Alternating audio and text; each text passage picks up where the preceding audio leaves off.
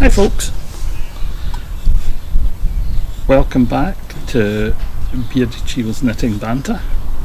My name is John Glenn, better known as Beardychiel, and you'll find me as Beardychiel on Facebook, Ravelry, YouTube, Instagram, Twitter, and if you're looking for me on email, you'll find me at beardychiel@gmail.com. and that's basically it. While I've been saying this, that information's sitting on the screen somewhere, and I'm not knitting today. It's an absolutely gorgeous day, and I am sitting in my back garden in the sun, combing some fleece. These are the leftovers or seconds from the last batch of fleece that I managed to get off to the border mill for Caithness Croft yarn just before lockdown hit, and these are the little bits of odds and ends that I took off because they were sort of medium dirty, not awfully dirty, and I decided that I would just give them a wash, and as always give myself something for a wee bit of spinning. So that was nice and straightforward. How have you been since the last podcast? I hope you are all keeping well. For those of you who are in complete isolation because of the lockdown, because of your health, I hope you're managing to keep knitting and keep your sanity going well, and that your relatives are getting in touch by whatever electronic means is safe and keeping you all entertained. I have to say, during the lockdown, as well as a pile of knitting, I have been on the binge watching of some Netflix and some Amazon Prime and some old movies, and that bit of it has actually been quite good fun. In terms of knitting, my knitting classes continue on a Tuesday and a Thursday night online. They've become more of a knit and natter at the moment, with occasional bits of teaching as people ask for them, and I advertise those on Facebook via the Beardychiel Designs page, and if you feel the urge to come along and say hi, just contact me by private message saying that you'd like in some login information, and I'll happily send it to you, and you'd be welcome to come and join the regulars who are there. Numbers vary between 4 or 5 and 7 or 8 people. We've got knitters from across Scotland who meet up on a Tuesday night and a Thursday night at 7 o'clock British summertime, and we sit for 2 hours and we have a natter and we show what we've been working on, and it's been quite good so far. It's certainly been worthwhile. So that's that bit. And what have I been knitting since I last spoke to you? Well, I haven't brought it all out into the garden with me, but I'll talk about it and we'll stick some photographs up when I edit the video. So I'm still working on socks for Leo. Ruben's got his, Leo's still to get his partial brioche socks, so that'll be fine for him.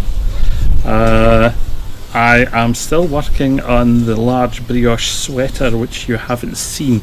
I'm on the last sleeve at the moment, so I'll take some photographs of that lying on the grass if the sun stays good and put those up. And it's a brioche lace yoke with a brioche body, a baggy sleeve, almost a bat wing but not quite, and it's a 3/4 length sleeve because I don't like things that come all the way down to my wrist. It's also knitted as a sectional yoke, so if you wanted to reduce the size you just miss out a pattern, repeat and have a crack at it. As with all the things that I do sweater size, it's specifically designed for a 60-inch chest. It's designed for someone who is of larger make, and I won't apologise for that because I end up using myself as a model for it, and I don't know who's messaging me, but they'll just have to wait. So yeah, I don't know how it'll go. I can tell you that test knitting of the brioche Tam O'Shanter is complete. and there are some wonderful photographs of a beautifully finished hat from my test knitters, and I am delighted with that. There's a couple of edits to go into the pattern, and then that pattern will be published, and it's going to be slightly different because my intention is to publish it as a lockdown special. And my lockdown special means that all the time I have invested in writing the pattern, the testing time and everything else, I'm going to get nothing back on, because I will make the pattern free. During lockdown, folk need something to keep their minds active. Knitting is a great way of doing that. It's great for our mental health. Consequently, I'm making it free, and I will say that, like my vanilla baby sock pattern, it's my intention to make this particular pattern a pay it forward pattern.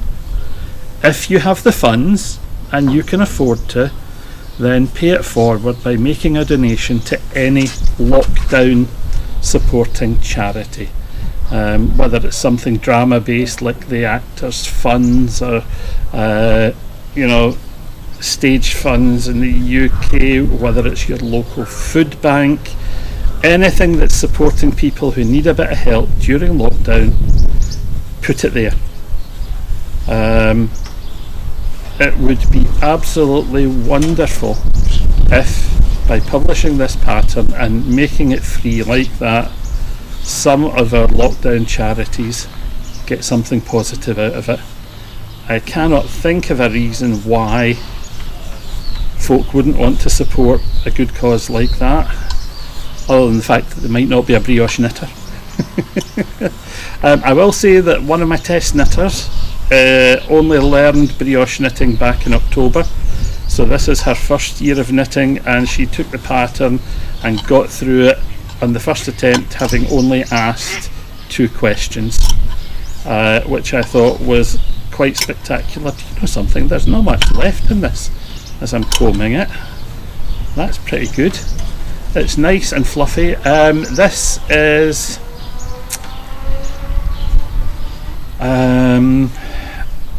Charolais Cross Cheviot fleece. It feels nice and soft. At this stage it always feels nice and soft. It changes sometimes when you spin it, but I'm quite happy with it. I'm just putting it through the combs 3 or 4 times, and then I'm going to stick it in a bucket. I'm not even going to pull it through I'm not going to try and turn it into anything else. I'm just going to keep it like this, and I'll spin it like this. So what else have I been working on? Well, while I've been away, I did work on a Shetland yarn lace yoked leafy sweater. Again, large size. The pattern for it hasn't been written, but it's due to be washed, and I'll take photographs of it while it's on its hanger, and you can have a look at it. It's got a lacy yoke and a lacy waistband, and I wear mine. I decided, you don't see guys wearing lace pattern things very often, stuff it. I don't particularly care. I am quite happy and secure in who I am as a larger than life knitting individual, and I think it looks good, so I am going to wear it. It's done with a short sleeve. You know that I don't wear long sleeves. It's never something I've been incredibly fond of, so that's how it goes. My bucket of bits of fleece is fairly coming on here. You'll see that there's some green in there because I had some that already had dye on it, but I'll just leave that sitting in the bottom. That'll do no harm. And I'm setting it here because this is the first weekend that sort of lockdown in Scotland has been eased a tiny bit, and folk from another household are tenuously allowed to visit as long as they maintain social distancing. And for the first time in a couple of months, my niece, her other half, and her two little ones are going to pop in to sit in the garden, let the kids run around, and just check in and say, how is everyone keeping? And I'm delighted that she messaged this morning to say that, you know, they had time this Sunday and would we object to them popping in to check on us and say hello. Janet's currently hiding from the heat indoors, so if they arrive I'll just stop filming and I'm going to sit and have a natter. So what else have I been knitting? As I say, there's another pair of socks on the go. Oh, I also started and finished a Shetland Wool Week 2020 Katie's Kep using some of the stuff that I picked up from Jameson's last October, and I thoroughly enjoyed it. I knitted for my rather large head, and since it's such a hot day today, I am not going to stick it on sitting in the sun, but there are photographs that I've already put up on Instagram. I'll just copy those into the podcast and you can have a look at them.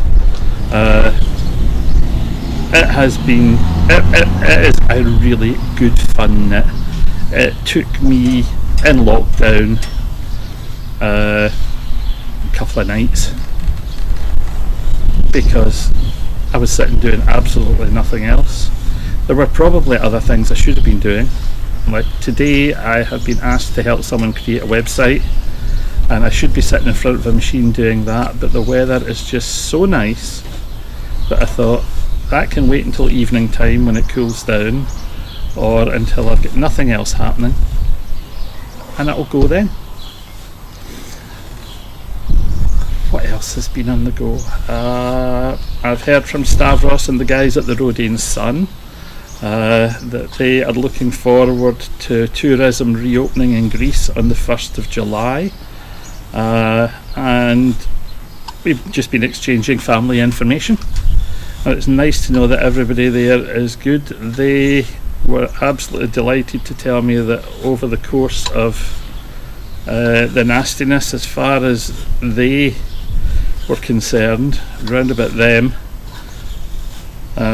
on the island, they had heard of a total of about 4 or 5 cases of COVID-19, which is absolutely fantastic.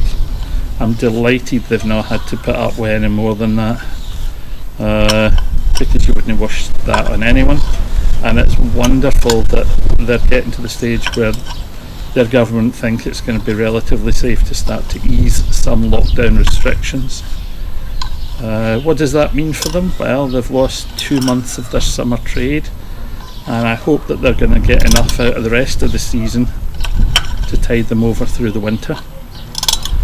Although I'm sure that some folk around the world are still going to be pretty wary about travelling, and there may be some countries who just don't reopen foreign travel to their residents. We'll just have to wait and see.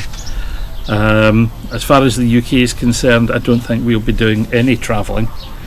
The big news this week, the saddest knitting news this week, is that Perth Festival of Yarn has had to swap from being a live event to a virtual event, just because the way lockdown's being eased.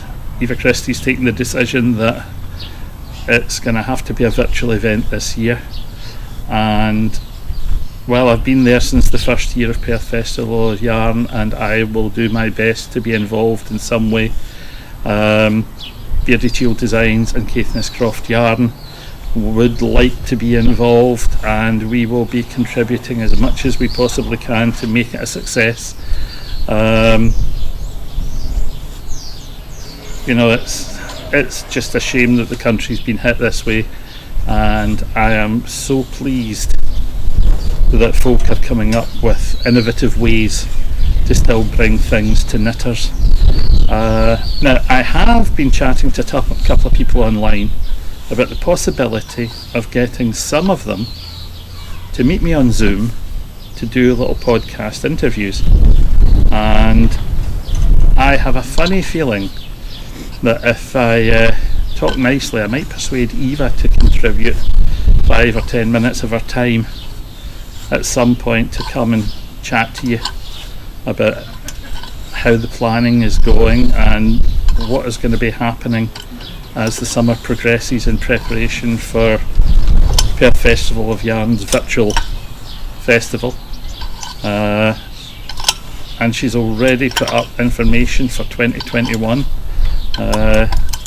because prospective dates are already on the calendar, and I'm absolutely delighted that that's happened. The fact that there's something positive coming out of this at the end is really, really good.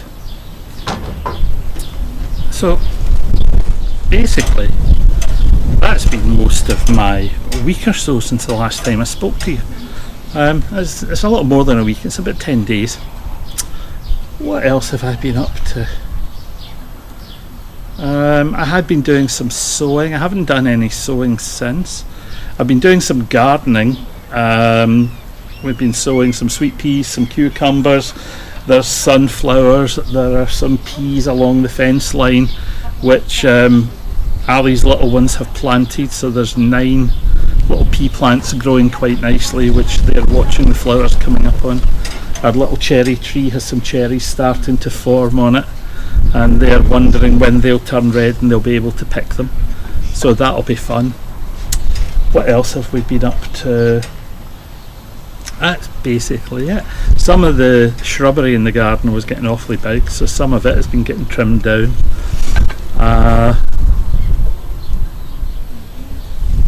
And that's more or less time. You know, nothing else wildly exciting. Have I made any wool purchases? Absolutely not. This is stash busting time in lockdown. Looking at some of the yarns that are there and thinking, what am I going to turn that into? Will it just be something for fun, or will it be a pattern for publishing? Having actually sat and knitted from a pattern for the first time in God knows how long with a Katie's kit, that was really quite good fun. Colour work is something I don't do often, but I did enjoy that. Stranded colour work is good fun. In fact, it was so much fun that I've started a second one because I had plenty of yarn left over. Did a light coloured background on the first one, I've chosen a dark coloured background on the second one, and we'll just see how that goes.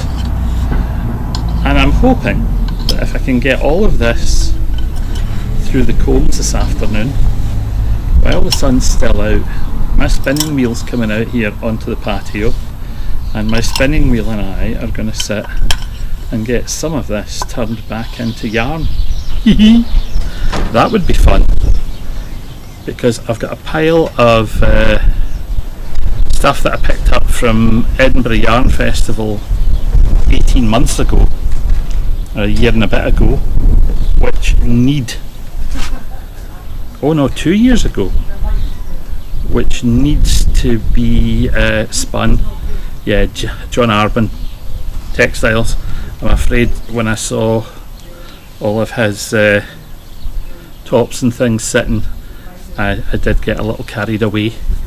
So some of it is spun. I'm just wanting something to barber pole with it, and this is what I'm using to barber pole with it. And I'm hoping to get 200 or 300 grams of that before I turn it into something. What else have I been up to? It's hard to think when you're doing this on the hoof. I wish I'd written myself some production notes, but you know me, I like to just wing it, suck it and see. And this is so relaxing. I mean, it's not as if it's an arduous task to sit here in the sun chatting to camera. One of my neighbours is planning a barbecue later today, he says. I'm not planning anything that exciting. I think Janet has a sort of Tex-Mex dinner planned for tonight, which will be fun.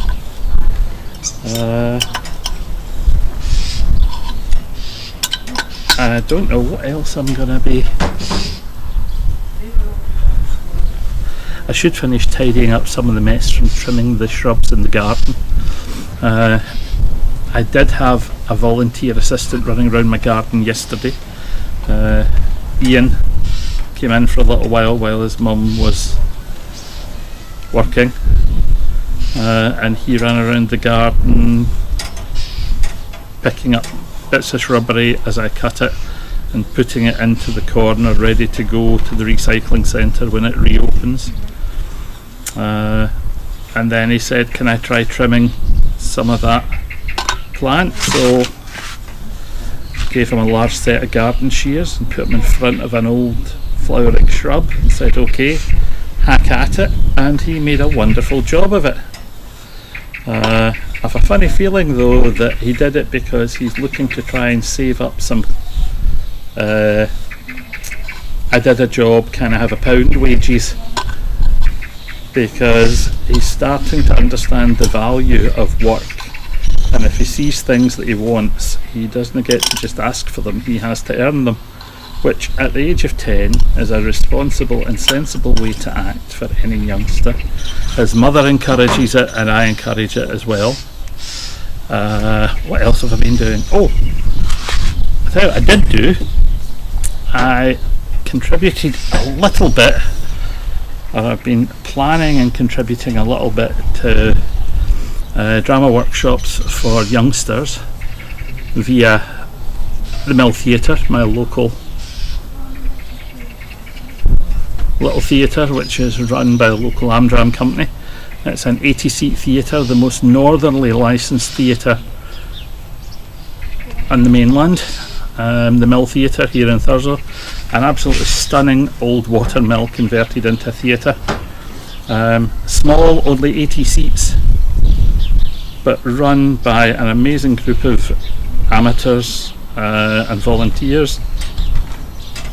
And 24 years ago, myself and one of the others, Glenn Jackson, decided that although there were plenty of activities for the adults who were involved, there wasn't much for the youngsters.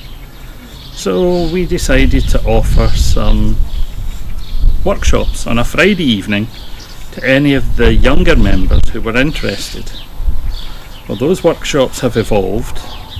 I still deliver them occasionally, so does Glenn, but over the years we've had so many youngsters have come through the system and have learned that they now organise and run the workshops on a weekly basis, and they've started trying to organise some online during lockdown.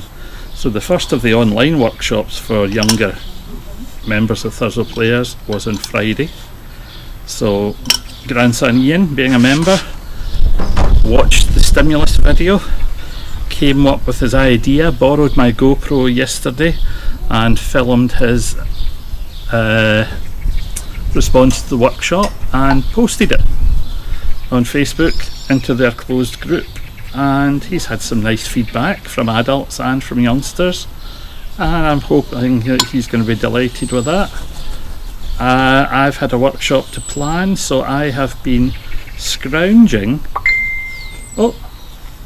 some help from professionals I've worked with in the past, or people who have been members of the Players and have gone on to become professionals, to help prepare a little something on preparing for audition. And I'm hoping that that will work quite well.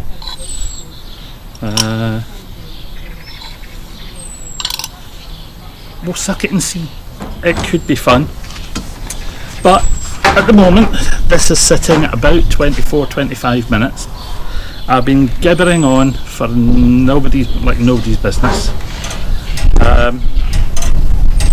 I'm going to call it a day there for recording. I might come back with some more information later on, and I'll try and get some photographs and things, or short video clips of some of the stuff I've been knitting. But until then, if I don't see you for another week or two, stay safe, keep happy, keep knitting, cheerio.